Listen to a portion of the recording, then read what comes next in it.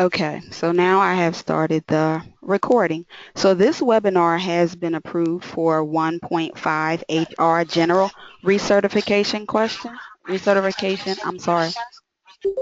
I'm going to mute your microphone, Terry, for a minute because there's an echoing noise when my voice comes through.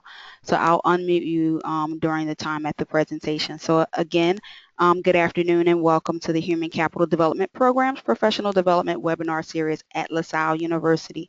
We will take time at the end of today's session to answer any questions that you may have regarding the program or regarding the presentation today. So this webinar has been approved for 1.5 HR recertification credit hours through the HR Certification Institute, and the activity ID number will be provided to you via your registration email address at the end of today's session. Today, this webinar is sponsored by the online Master of Science in Human Capital Development program, which is a 2-year fully online program designed for working adult professionals interested in careers in human resource management, talent acquisition and retention, training and development, as well as workplace coaching, to name a few career options. To learn more about the Human Capital Development Program at LaSalle University, please visit our website at www.lasalle.edu/human-capital. Our guest speaker for today's topic on diversity and inclusion adapting to a changing workforce is Terry Hartwell Easter, PhD candidate and principal of T.H. Easter Consulting. And Terry Hartwell Easter has extensive experience managing all facets of human resources, including diversity and inclusion. As a principal in her own practice, T.H. Easter Consulting, she assists clients in strategic planning, diversity programming, change management, executive coaching for leadership and high potential candidates, as well as employee engagement. Prior to her consulting work, she was the Chief Operating Officer at an AM Law 100 Washington, D.C. law firm and was the first African American to hold the position in the United States. Her past experience includes senior management roles in banking and management consulting, as well as program management role in the Carter White House administration. Terry is a PhD candidate at Fielding Graduate University and received graduate training at Harvard and Howard Universities in business and finance. She holds a BS in business administration from Southeastern University and served on its board of trustees. Thank you, Terry, for serving as today's guest speaker. So I will now turn the presentation over to our guest speaker, Terry Hartwell Easter. So again, we will save time at the end of today's session for any questions and answers that you may have. Thank you for joining us and enjoy the presentation.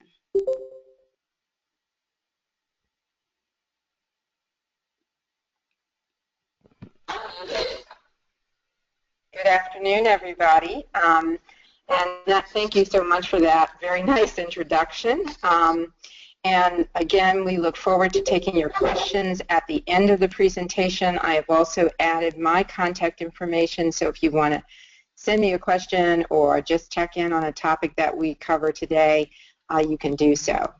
So without further ado, I'm going to get started. The name of this presentation is Thinking About, looking at the changing dynamics in the workplace and what are some of the best practices for leaders for 2016. So in our hour, and I'll probably do maybe 45, 50, 48 minutes of talking, so we have some time for questions. We're going to talk a little bit about leadership deficit, organizational readiness, employment engagement, diversity awareness, and D&I success factors. So I love this picture because I think it's one of the things that I think in terms of, I think pictures are easy to keep in our minds. And so when I think about diversity and inclusion, I borrow this statement from a colleague of mine, Renee Myers, which she coined in her book, diversity is being invited to the party, but inclusion is being asked to dance. And if you look at the people who are dancing, they look really pretty happy in this picture. So I hope you'll keep that in mind as you think about the importance of diversity and inclusion in your workplace. And so when we talk about diversity, I think sometimes we, to make sure we are communicating correctly, I like to provide this framework for what I think about when I think about diversity, the framework and context that I put it in. And so it starts with, not only what we traditionally think about diversity, which I think is kind of the green ring. I think those are the things that we think about most when we're thinking about diversity in our workplaces.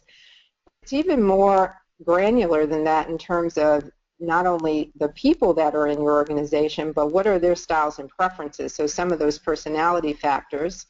And in addition to that, how do those factors change in terms of some of the external factors? For example, people who are who have an international organization, how diverse are their domestic locations with respect to understanding some of the cultural and demographic issues related to their international locations. So having appreciation for the geographic and other kinds of diversity factors that show up in that red ring. And then lastly, in terms of organizational dimensions, within the organization, how much diversity is there across functional groups?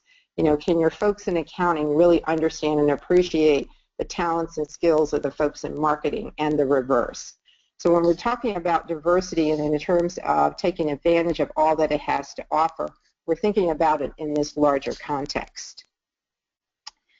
And then, they always say that we have to start out a good diversity and inclusion conversation with understanding the business case. So why is diversity and inclusion important? And so this slide really covers the really 4, I think, strong factors that we need to consider in terms of setting the right agenda and strategy for diversity and inclusion and honoring it. So first of all, making sure that we have effective leadership, both inspired by D&I and able to embrace, appreciate, and manage and lead diversity and inclusion.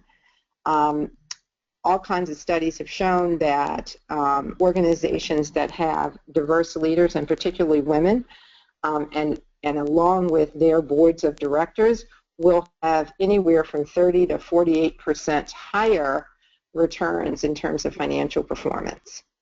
We also know that branding is really important today in terms of how we communicate to our customers and clients and stakeholders about the products and services that we provide. And there's a part of that our organization, how diversity and inclusion is honored and supported, and how effective it is in the organization is something that's both important internally and externally. More and more your clients and customers are going to be more diverse, and they want to understand that there are people in your organization who understand them. So, I heard somebody recently talking about diversity and mentioning, which I think is kind of a very simple thing, but this gentleman was an African American, and he said, I'm just looking forward to the day I go in the drugstore and I can buy a Band-Aid that's the same color as my skin. So very small example, but again, understand that your customers are looking for diversity in your thinking. And we know that, again, having a diverse group of people will bring more diversity to products and services, as well as engagement. And so those are some of the factors where diversity and inclusion have an important role to play in how well you're doing that in your organization and how well you communicate that to your stakeholders. So the first thing I wanted to talk a little bit about, and I've included a lot more slides in here, mainly for your referral after this presentation, so I'm not going to go through each one of them today, just in the interest of time. But we participated last year with a group called APQC. Many of you may know them through one of their very notable projects, which is the Malcolm Baldrige Quality Awards. APQC started that award and has over the years collected the best practices as well as done research in the areas that control and impact quality and quality improvement. And so we partnered with them to understand a little bit about what was going on with leadership deficit. because we believe that cultivating diversity is a leadership competency. And in organizations where their leaders understand and have those leadership competencies, we see greater success. And in our practice, we really don't work with clients unless we feel that they've taken the time and they've devoted the effort to understanding and assessing how effective their leaders are in appreciating diversity and expecting it as a business outcome.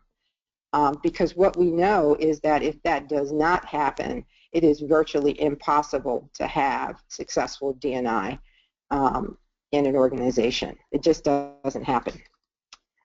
So this study that I'm going to share some of the results included 547 participants across a variety of industries and across the country. And a lot of the members of APQC are some of our largest corporations, people like GE, Dow Chemical, as well as professional services firms, hospitals. So really their research covers a lot of different verticals. And so a couple of their sort of the high-level outcomes is that these days we are seeing the effects of leadership being underfunded, methodologies that are outdated, and in some cases where there's a need for change, that change in leadership has existed. And we think that that has happened in large part from the changes organizations have made because of the Great Recession that started in 2007. And so in some organizations there's been underinvestment in leadership leadership development. There have been a lot of really financially related business challenges that I think have captured the focus of many organizations. Organizations are using some older and more outmoded methods of trying to develop leaders, and maybe developing those leaders against competencies which have also grown to be more outmoded and not in alignment with today's workforce. So we've got leaders who are leading in a direction against a workforce that is looking for a different style of leadership. And then lastly, where, and we have all seen this probably too often, that sometimes we're slow to change, so we continue to do things, and we see this a lot in the diversity and inclusion space, that are not producing the results that we want, but we continue to do them because we're invested in what we call our normal. And so I hope at the end of the session we get a chance to talk about whether or not that's happening in your organization. This study also provided some, I thought this was a very interesting slide in terms of when we look at where leadership is today and the shortage of effective leadership, how do we see that either improving or worsening over time? And I thought this slide gives you a very good picture of at least the sentiment of the 547 people who participated in this study, that there's actually a concern that the leadership shortage, and I would say that shortage is also a number as well as the competency of leadership, is actually that concern is growing over time. So when you look forward in organizations, individuals are not seeing people who they see as tomorrow's leaders. And so I think that's something that needs to be addressed as we think about having more effective diversity and inclusion. And so when we talk about that deficit or the skills gap, this is a very nice slide. It's one that you might want to pay a little more attention to later. But it talks about, for example, there's only one place, if you look at all of these dimensions of leadership in terms of skill sets, where they actually cross, and that happens to be in the area of authoritativeness.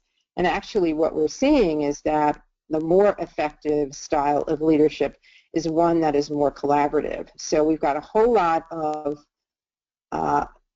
an abundance of leadership talent in areas that are over time becoming more outmoded. So that's something to be thinking about if you're responsible for leadership development.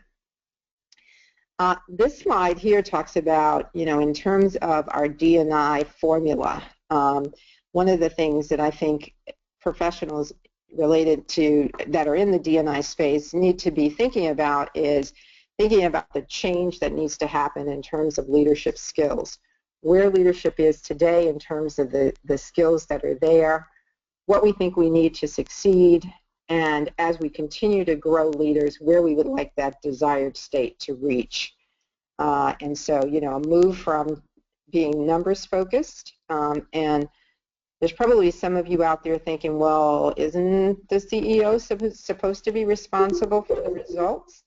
And you know, I think the inspired answer is that leaders are responsible for the vision around how we get to the results, ensuring that there is the appropriate people are in place to affect those results, and then responsible for accountability. The focus for everyday results probably should be in the hands of the CFO and other people who are responsible in business units or business or departments for generating the sales and services that inspire results. Our top leaders are supposed to be looking forward and thinking about strategic planning. So that's, for example, part of the change that we want to see over time. Also a move from a cost focus that does not necessarily support teamwork, and what I think is really greatly needed in organizations today, not just focused on D&I, but in terms of goods and services and strategies, talent engagement, is really the ability to change organizations. And I think if, you know, those of you who are students of, you know, books like Good to Great and Built to Last, one of the things they predicted, you know, years ago would be a great challenge for us with the pace of change, the pace of technology, was to be able to change our organizations. And so paying attention to how change management happens in your organization generally, and then specifically as it comes to those parts of the organization that touch D&I, is going to be critical to that success. Lastly, one of the things I want to talk about are actually the last 2 points on the desired state slide, and that is, you know, looking for leaders who have a capacity and competency in the areas of emotional intelligence, and I would include in that listening is certainly part of that emotional intelligence set, but it's also really just a very good business skill in terms of taking care of the things that are in the intellectual skill sets as well. And so I love to see when organizations are investing in executive coaching and soft skills training, because tomorrow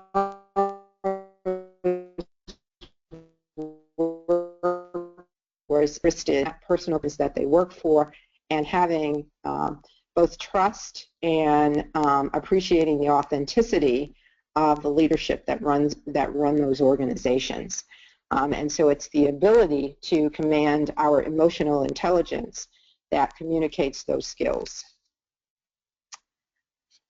Okay, next best practice is the next thing we need to do is, so once we get these leaders sort of lined up and ready to go in terms of understanding the value and the drivers of diversity and inclusion, the next thing is we need to make sure that our organizational values, strategies, and practices are aligned with the D&I outcomes that you're looking for. And so what I've included here are some of the kinds of questions that we ask clients, and some of the things you want to do as a part of your own self-check to make sure that your diversity and inclusion strategy aligns, first of all, overall with your business strategy. Why is diversity and inclusion important to your business goals? And that allows you to make it a more natural part of how you affect business results. What we've seen that has not been very successful is that when we organize diversity and inclusion as a special project, we see far less engagement in those strategies, far less engagement in the results that you want to achieve. And so often when we go into organizations, I start to get nervous when I get introduced to 4 or 5 people who are called the diversity committee, who are sitting aside from the leadership of the organization. So we want to see diversity and inclusion strategy baked in, intermingled with the other business strategies that are a part of an organization's success model. The other thing we've learned is, so when I talk about cultural readiness, I say this a lot to people, and I think we all know this intuitively, but I'm going to say it again because I think it's important to appreciate is adults don't change very easily.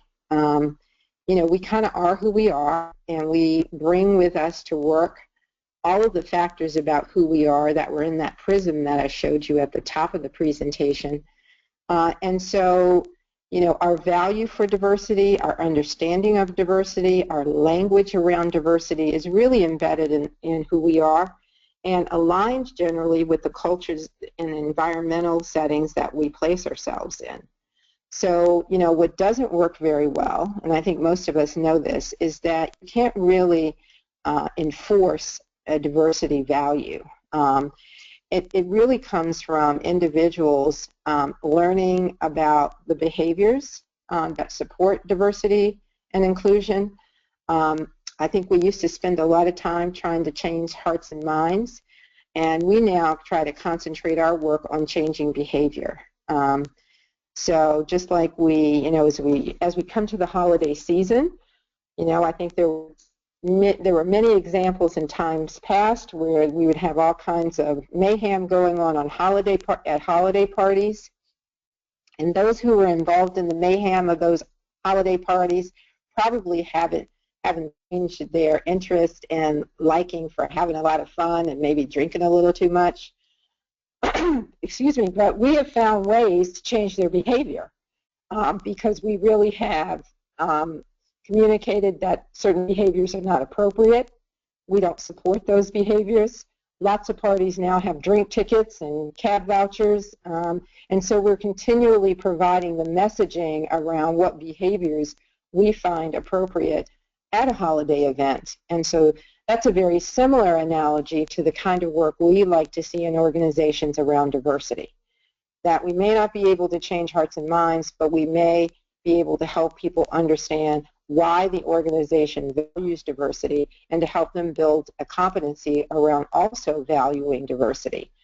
And so that's not just diversity in terms of, do I like people who look differently than me, but it's also a value for different perspectives. And so when we're trying to brainstorm, we want an organization that values differences in thinking and intellectual style and decision making, because all of that adds to the richness of product development and decision making and problem solving. Another part of organizational readiness is engagement, and we're going to talk more about that because that's actually one of our best practices. But in organizations where diversity and inclusion is very low, we often see low engagement generally in those organizations. So leaders and their employees are often not collaborating in the right kinds of ways. Employees are feeling disaffected to those organizations, and so if part of the culture in your organization is sort of celebrating a difference between leaders, managers, and staff, you're going to see a lot less inclusion in those organizations because the whole foundation of inclusion is stratified. So we want, in order to grow great diversity and inclusion in an organization, we want to see high engagement. Part of being engaged, obviously, is knowing what's going on in your organization, and so obviously having great communication channels is also important. And then lastly, we want to see diversity and inclusion be among the things that the organization values, measures, and holds others accountable for. Okay? And then the next one, and there are a bunch of great examples here that I'll let you review later, but again, as a part of the organizational readiness, are your leaders walking the talk? Because people are going to be looking at them to see whether or not they are really committed and involved in making sure that diversity and inclusion works in the organization, that messaging around it is clearly articulated, that individuals are modeling that behavior. We're weaving D&I values throughout the organization in the way it does its work, and we're reinforcing performance expectations and accountability through the systems that we use to track performance. And the last thing I want to just make a point of is appreciating a diverse aesthetic in the way the organization lives, works, and plays. So again, when you come into environments that are highly Anglo-Saxon in terms of their value set, that may run counter to a very strong message that we really value diversity and we really appreciate inclusion. So pay attention to that as well, because what you do speaks so loudly that sometimes people can't hear what you say. So that's sort of lining up the walk and the talk. Engagement, we think, is a really important, as I mentioned earlier, facet to strong diversity and inclusion. And so in terms of a best practice, we want to see organizations engage with their employees. We have a model that we like to use to look at engagement in an organization, and we have tools to measure it. But we've created this model where we want to encourage you to think about how the organization in the early stage of engagement with employees and what early stages in your organization versus another will be different.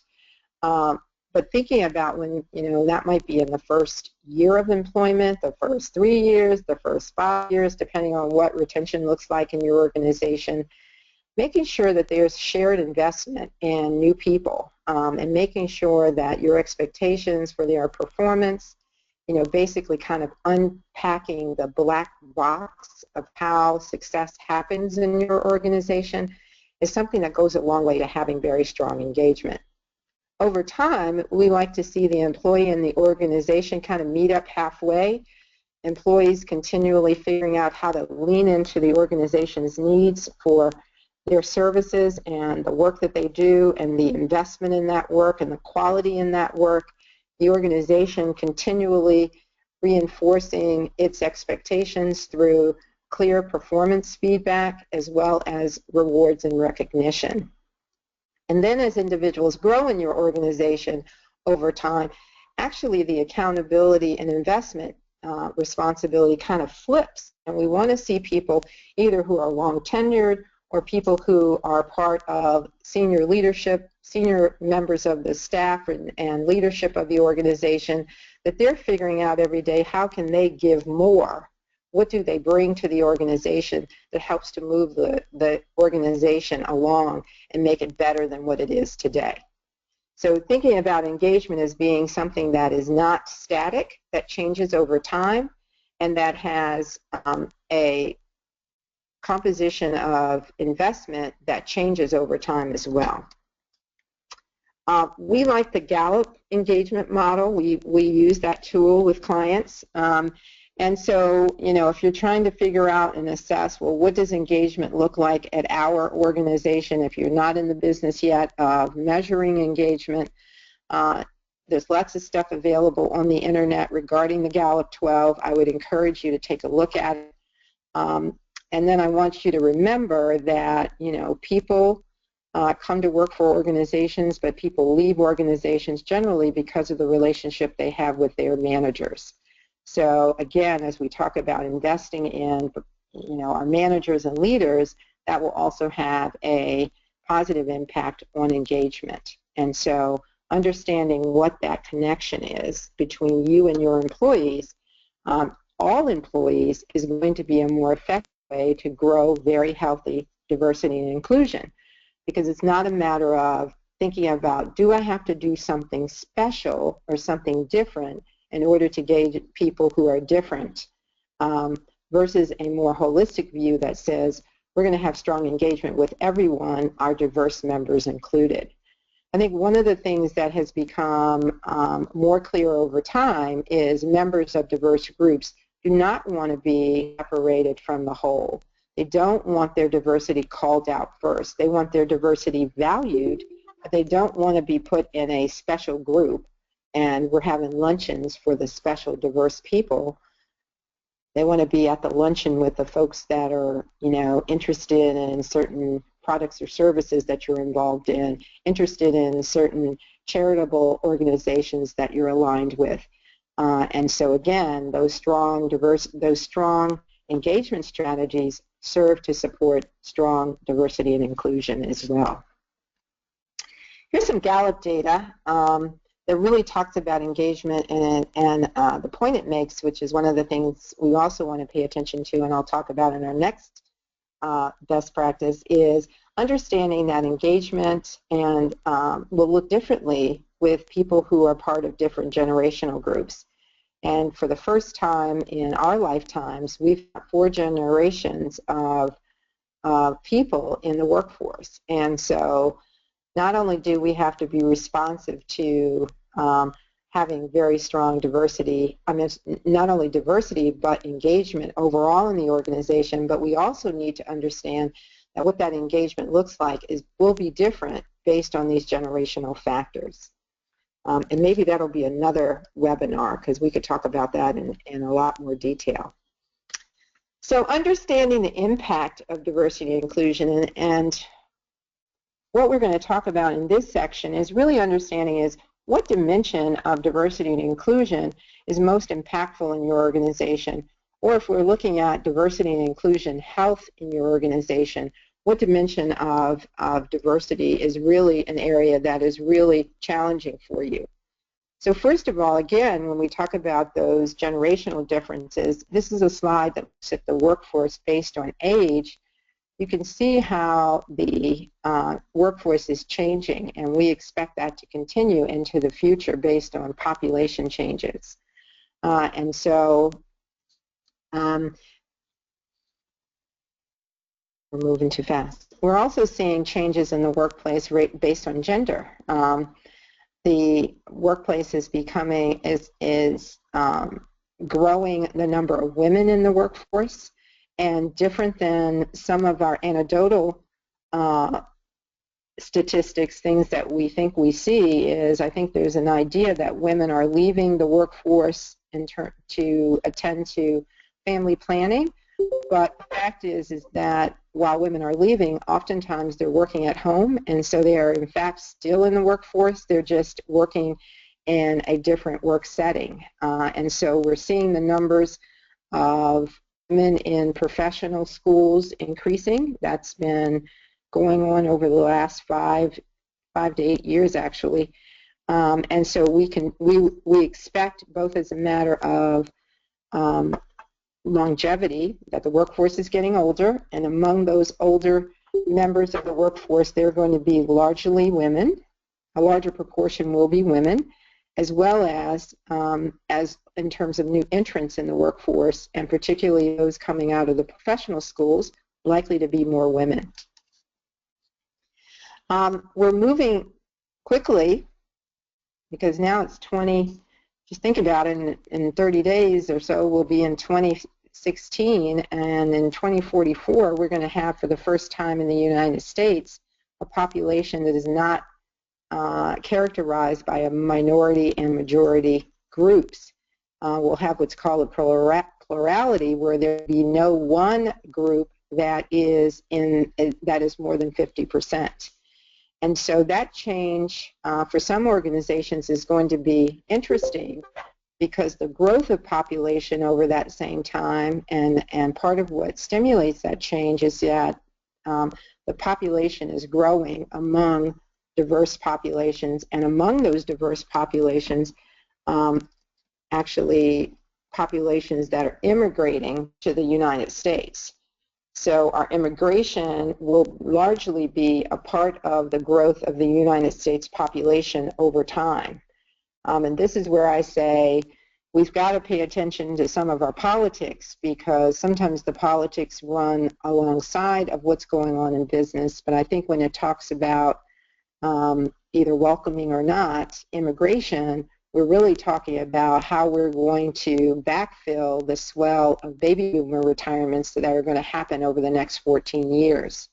And to make a point on that issue, there was some thinking that the Great Recession would slow down those retirements, and what we've seen is that they are not slowing down. And among women who are retiring from their regular full-time employment, we are seeing more of them going back into the workforce and other full-time or part-time employment that is close to the work they did during their normal career. However, we're finding that men are retiring, and if they go back to work, they're going back to work in what I would call hobby jobs. So, getting a job at, sporting goods store. So, so we're seeing less men go back into the workforce. So these are just a few more slides. Again, I make the distinction that the different generations in the workforce are going to have different impacts on what your workforce will look like. So the diversity in terms of age will be something that some organizations have to grapple with, particularly organizations that have moved to a younger workforce. And, I think about in the technology arena, we think about new technologists, we're generally thinking about new young people. And I think over time, because of, again, the composition of the workforce, and also that among the populations, among the immigration demographics, the Asian population, which has fueled a lot of our U.S. technology jobs, is actually declining. And so while there will be populations immigrating to the United States, those Asian populations are actually decreasing. And so the idea that maybe our technologists may come from populations that are in, either Gen X or baby boomers or traditionalists may be a concept that needs to be valued in organizations that today are more centered around millennial and younger workers. So just something to be paying attention to if the age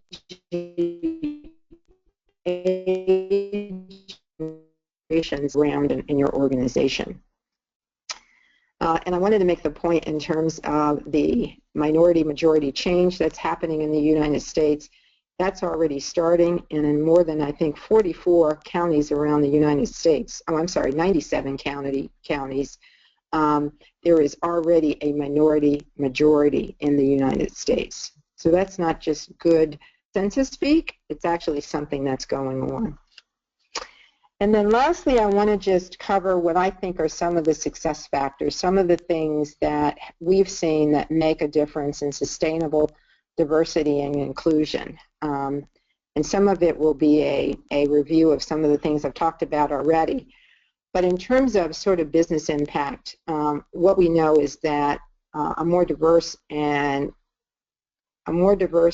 pool of candidates equals more qualified workforce and less employee turnover.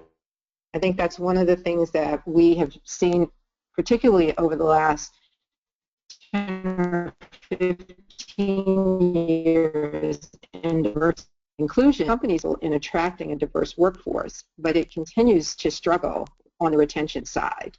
And so where diversity and inclusion is stronger, we see more sustained diversity. As we look forward in the years to come, the folks at Harvard have said that the most important, one of the most important skill sets for leaders and the workforce is to be more creative. And we know that diversity fosters a more creative and diverse and innovative workforce. So that's another reason for us to be paying attention to and understanding the impact of diversity and inclusion on our organizations and their success. This is so I try to take words and their impact and put them into pictures. And so if you were to look at some of the factors that I think turn on creating successful diversity and inclusion, as I talked about earlier, that leadership readiness is really at the base of having a strongly diverse and inclusive workplace. And I made that a red circle because if you could imagine that red circle rolling, meaning that it wasn't stable, it didn't have a lot of integrity, it would really make the rest of what you're doing in your organizations a lot less stable. And if you didn't have that leadership readiness there and your cultural and organizational readiness just sat sort of flatly at the bottom of the organization, you wouldn't see your diversity and inclusion growing. It wouldn't be dynamic, and it wouldn't probably have the quality that it will have if your leaders are ready and really responsible for making sure that diversity and inclusion is important, that it is weaved into your business and what you do. And then above the organizational and cultural readiness are some of the tactical things that we can do to make sure that diversity and inclusion works. And that has to do with, paying attention to talent management when we as I've talked about, some of the generational factors as well as their engagement. Having a competency around sponsorship, making sure that everyone is more successful if they have coaching and sponsorship. And certainly diverse members of your organization are going to be equally engaged and what's the word I want to say? I want to say the investment is going to be there if there is great sponsorship. And I make a difference when I talk about sponsorship and mentorship. Because mentors are people who I think help to welcome you, help you develop socially in an organization. Sponsors are people who help you build a career. They're people who are in the right room and who can bring your name to the table when there's a new project or there's an opportunity for a promotion or there is a chance to work on some external project that might have, high personal and professional visibility. That's what sponsors can do that sometimes mentors can't. And so I think that mentorship is wonderful too. I think everybody ought to have a mentor, but I think in terms of affecting different diversity and inclusion in outcomes, it's important to have sponsorship. And then lastly, and I put this at the top not as a matter of it being the most important or the least important, but of making sure that we are looking at qualitative and quantitative outcomes and measurements as a part of our diversity and inclusion work. And I want to just refer to a slide I have on that topic because I often get into wonderful conversations with other D&I professionals over what's more important? Are the qualitative measures more important or are they the qualitative measures? And so here's my take. I think that planning through numbers is an important part of a diversity and inclusion program. I think it's an excellent tactic, and I think you ought to set measures and you ought to track them. But I want you to appreciate that because what we've seen is that while the numbers move, they may not impact the success of your diversity and inclusion efforts. Because while we'll see absolute numbers and particular diversity groups change, if those changes don't impact sort of the visual impact of your organization, it really doesn't move diversity and inclusion over time. It doesn't really add to the sustainability. So what I think are some of the qualitative measures that you ought to be thinking about is making sure, again, that we're weaving diversity and inclusion throughout the organization, is that we want to make sure that we see the right kind of diversity. So not just a numbers-based, but that when we put on stage our board of directors, when we put on stage our senior leadership team, when we send out our best and brightest into the marketplace, that they reflect the kind of diversity and inclusion that is throughout the organization and not siloed necessarily, which numbers can hide in more junior positions, in more operational positions, in positions that don't have the same internal value and opportunity for growth. Numbers can hide in a very positive way the distribution of the diversity in your organization. So we want to make sure that the qualitative measures in terms of how we live, how we compose our senior leadership teams and other parts of the organization reflect the diversity that we want to have. Your leaders and your organization should be able to take a visual check on whether diversity and inclusion is working in your organization. Okay? And so with that, I'm going to stop to give ourselves some time for some questions. I want to share with you something that has sustained me over time, and that is everything is easy when you know how. And my 7th grade science teacher told me that. I've seen that borne out in my own professional career and in my own consulting practice. And so I think sometimes we get weary of the work that's required to change organizations around diversity and inclusion. And I think the more we know how, the easier it becomes. So thank you, and I want to open up the mic if we can. Lynette, if you're there, we'll take some questions if there are any. Okay, so I'm going to unmute everybody's mic.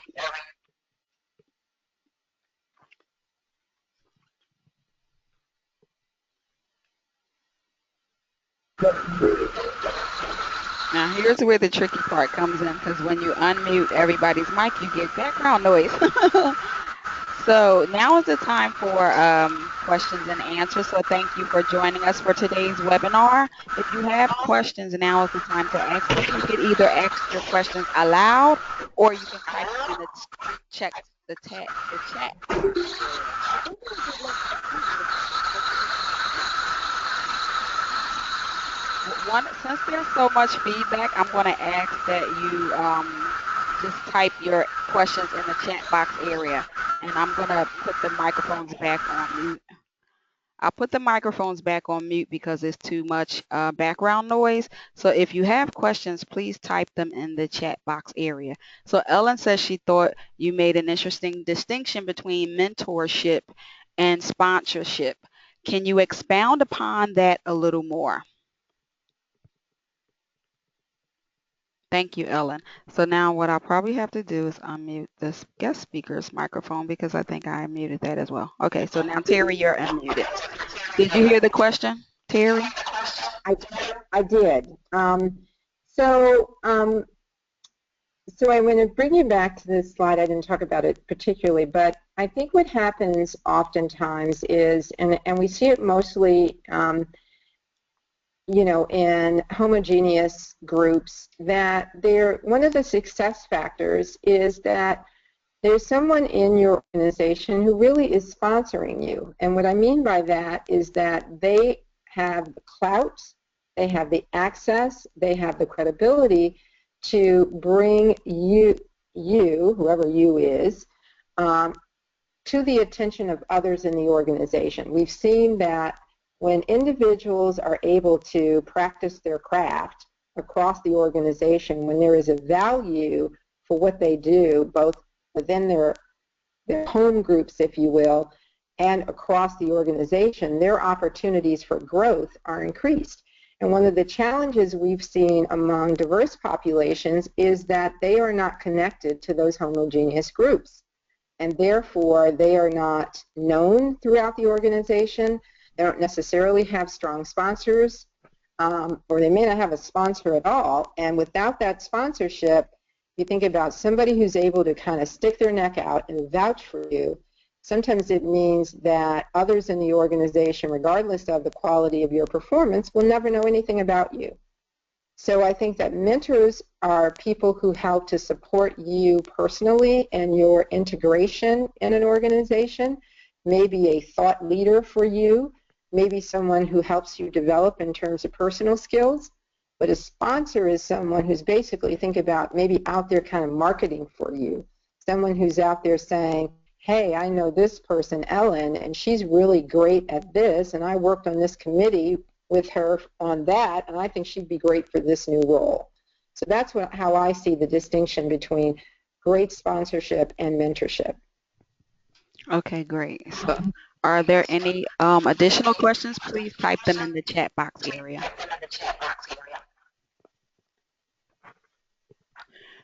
So while we're waiting for other questions to come in, Terry, I have a question in regards to like the takeaways for the overall presentation. For organizations who don't have a good diversity and inclusion practice in the workplace, what suggestions would you offer them to try and get that implemented if it's not already? Okay. So I really like the idea of having a strategy, and I think that that's the place to start. So I think doing part of the assessment work around leadership readiness, organizational readiness, those are steps 1 and 2, and then step 3 would be putting together a plan. And a plan is something that can be as simple as 3 or 4 different areas of focus, and so that would be a strategy and a couple of tactics that go along with that. I think that everyone should, in the same way we have a budget to manage our financial performance, if we want to have a business outcome, I think we need to have a plan. And so I would say that the place to start is a plan, and the inputs for that plan have to be some honest assessment of where your organization is today and where your leadership is today. Thank you. We have another question from Ellen again. It's a part of the sponsorship question. She said, "Is there usually a duality of the two roles, meaning do they often merge?" Um, sometimes. I think about, I came out of a law firm environment, and so if you are lucky enough to work for a partner who is part of your development team, and so therefore he or she is involved in mentoring you in terms of building your skills as a lawyer, telling you what to do and not to do, and then that partner is also someone in the firm who has the clout to say, here's someone who I think ought to be promoted. I think there is a chance that that can happen. I mean, one of the characteristics of a sponsor is that is someone who has to have organizational clout, or what I call juice. Someone who has the cachet, the access, the respect of their peers, or either the authority to make something happen for you. So sometimes our mentors are nice people who want to volunteer. I often see that similar demographic in terms of people who are on diversity committees. They are people who want to right the world, want to right organizations. They're willing to give their time, but they're sometimes not the right people that can affect change in organizations because they don't have the organizational power or clout. Thank you. So we have another question from Gail. Would you address diversity and inclusion with regards to physical and learning disabilities in the workplace? Okay. So, one of the things I put on my list of things that we need to be mindful of, and when I talk about aesthetics, so certainly the physical access and ability for people who may have physical or other learning disabilities in terms of the tools that we make available to them, I think is also representative of an organization's real commitment to diversity and inclusion. I have ADHD, and so I was lucky to be senior enough to have somebody that would help me with documents. But I can tell you at the time that I was working for others, it wasn't something that I ever talked about. It was something I really tried to hide. So I think that organizations today are opening up the kind of communication, and of course the law has helped by mandating that we provide appropriate supports for people. So I think that similarly, I think in the same way as having more enlightened leadership allows people to not be afraid to share information, because some of our limitations are not physical and therefore are not in full view, but can impact our performance in ways that would single us out in a negative way. And so I think that the tenets are the same. Thank you. Hopefully that answers your question, Gail. If are there any additional questions?